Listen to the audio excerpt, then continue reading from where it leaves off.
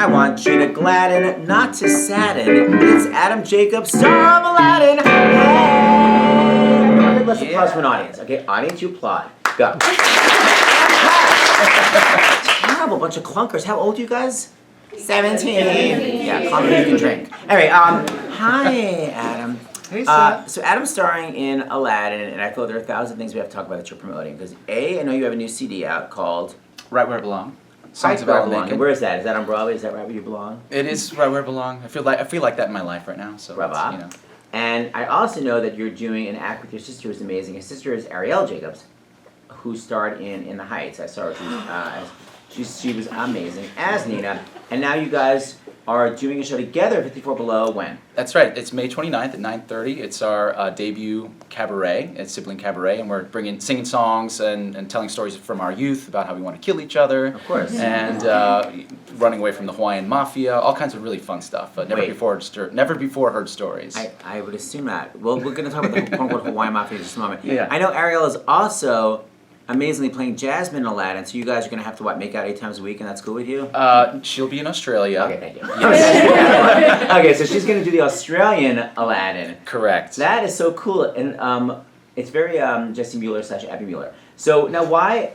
Is it that she was perfect for the old Jasmine on Broadway, and they're like, you can never have this role until your brother leaves the role of Aladdin? We've run into that problem a few times where we're auditioning for the same things, and the agents are like, "Oh, wait, your brother's going in for this," or "Wait, he's already been cast, so it's not going to work out. We're going to have to wait till he leaves or the next production." It sucks having talented siblings. You know, Hunter Foster was in Grease with me on Broadway, and for 2 weeks he was Roger. 2 weeks Sutton came in as Sandy, but Hunter.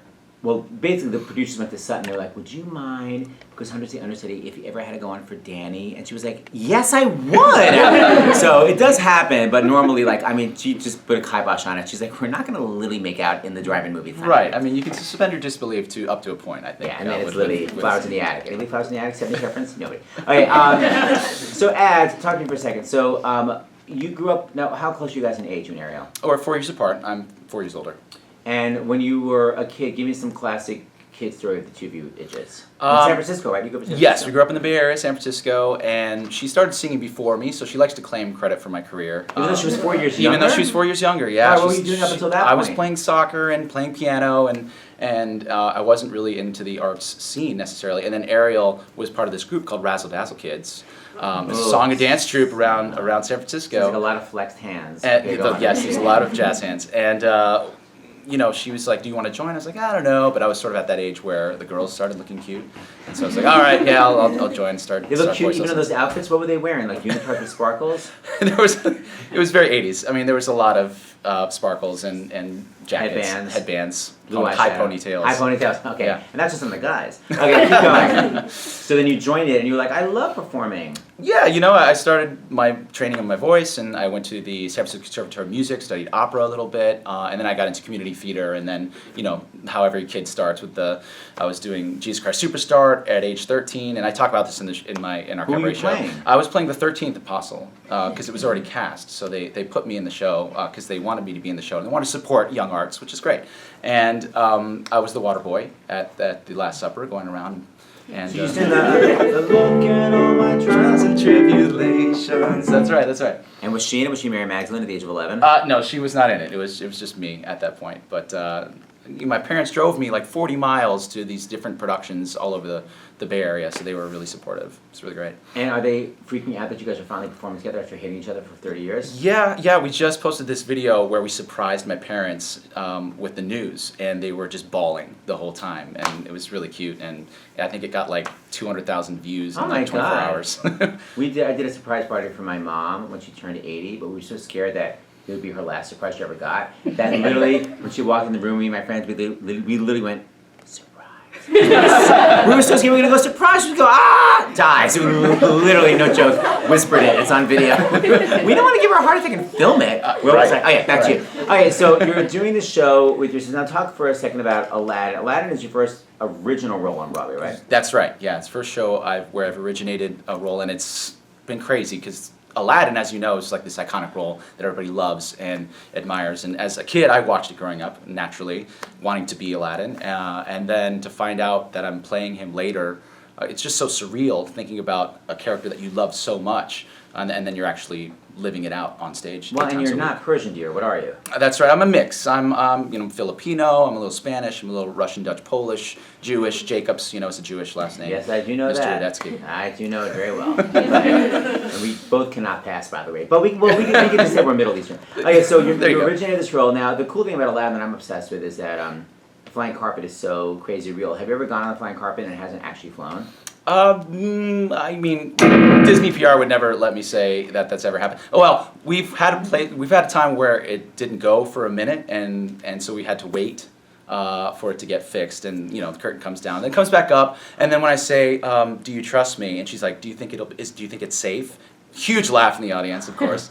And that's nice, but it actually does work. But it does work. It's never not worked. Has anyone ever fallen off the flying carpet? No one. Knock on wood. There's no wood here. Because you're not elbow strapped in, right? You're just sitting on it. We do have harnesses, and I do clip myself in, and I clip Courtney in, my Jasmine. I do clip her in, so I always joke with her, "Don't ever piss me off," basically. Yeah, clip her in.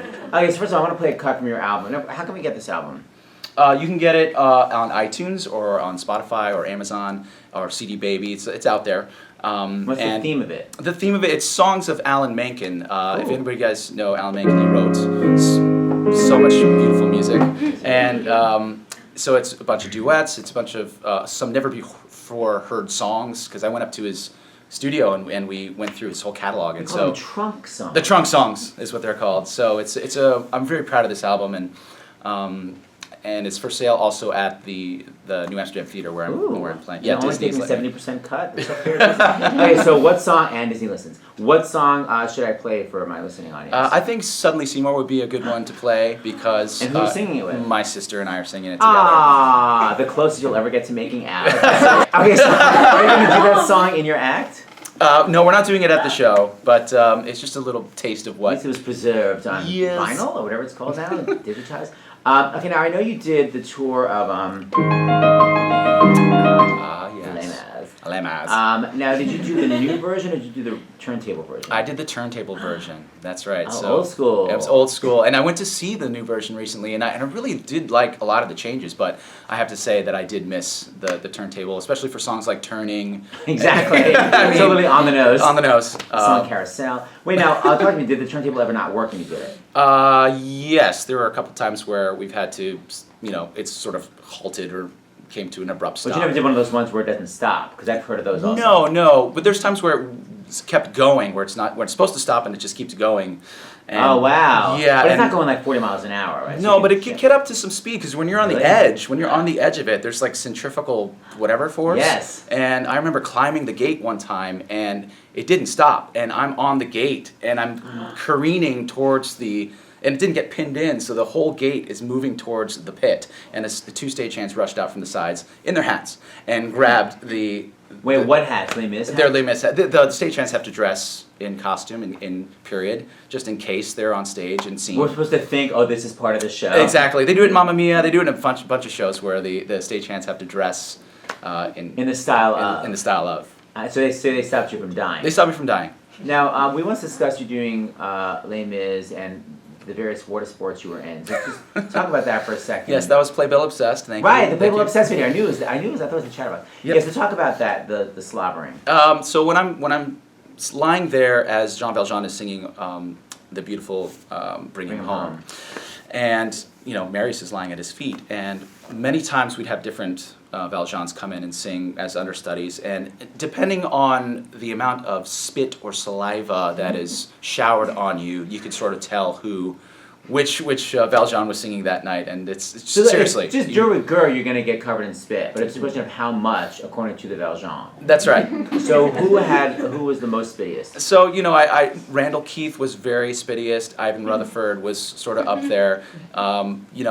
Why wouldn't it just go forward? It actually came down? Yeah, I don't know, it goes out and down and just all over. It just gets everywhere. And you're supposed to be asleep, so you can't wipe it off? No, that's right. I'm asleep at the barricade and did you ever think of one show like sleeping on your stomach, so you didn't have to actually deal with it on your face? I never thought of that. Maybe that would have helped. Called me privately.